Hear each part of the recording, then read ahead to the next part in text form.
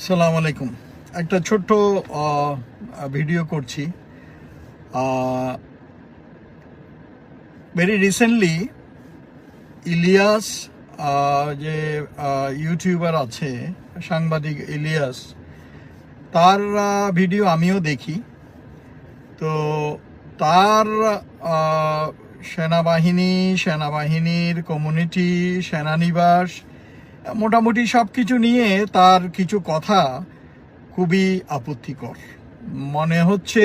সে সমালোচনা করতে গিয়ে এবং কন্টেন্ট তৈরি করতে গিয়ে মানে লাগামহীন হয়ে যাচ্ছে।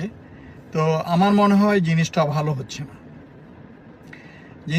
হচ্ছে না। কারণ আমরা দেখতে পাচ্ছি, মানে কারণে যে অনেকেই আমরা এদের কন্টেন্ট পছন্দ করি। পিনাকির কন্টেন্ট আমি পছন্দ করি, কনক সরোয়ার আছে, ইলিয়াস আছে। তো এরা মনে করে যে এরা পুরা বাংলাদেশের ঠিকা নিয়ে নিছে, গালিগালাজ করে বিশ্রী ভাষায়। আরে ভাই, ভদ্র ভাষায় তো কথাবার্তা বলা যায়, সাংবাদিকতা করা যায়, কন্টেন্ট তৈরি করা যায়, সংবাদ পরিবেশন করা যায়। এরকম অশিক্ষিত রাস্তার লোকের মতো বিশ্রী ভাষায় গালিগালাজ করার তো দরকার হয় না।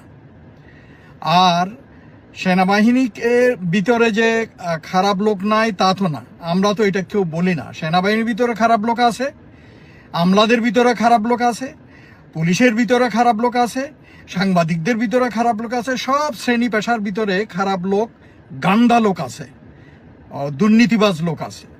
তো এখন সেনাবাহিনীর দুই একটা কেস ধরা পড়তেছে, উন্মোচিত হচ্ছে, ওগুলো নিয়ে আলোচনা করা হচ্ছে, ঠিক আছে, অসুবিধা নাই। কিন্তু ওগুলো করতে গিয়ে পুরো সেনাবাহিনীর অফিসার কমিউনিটি এবং সেনাবাহিনীর সদস্যদের নিয়ে এভাবে বিশ্রীভাবে গালাগালি করা, ইলিয়াস বোধহয় এটা সীমা লঙ্ঘন করে ফেলতেছে। আমার মনে হয় you should hold your horse এবং আরও সংযত হওয়া উচিত।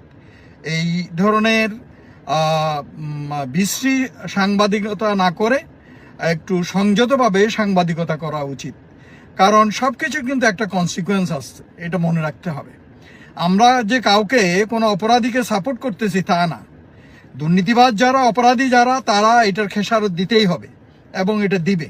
এবং এটা সাংবাদিকদের ভিতরেও, এই যে আপনারা যারা সীমালঙ্ঘন করতেছেন এবং মনে করতেছেন যে আপনারা বাংলাদেশকে উদ্ধার করে ফেলছেন, আপনাদের যেরকম কন্ট্রিবিউশন আছে, বাংলাদেশের প্রতিটি মানুষের, বিভিন্ন শ্রেণী পেশার প্রত্যেকটি নাগরিকের ফ্যাসিবাদ বিরোধী আন্দোলনে তাদেরও আছে, আমাদেরও আছে, প্রত্যেকের।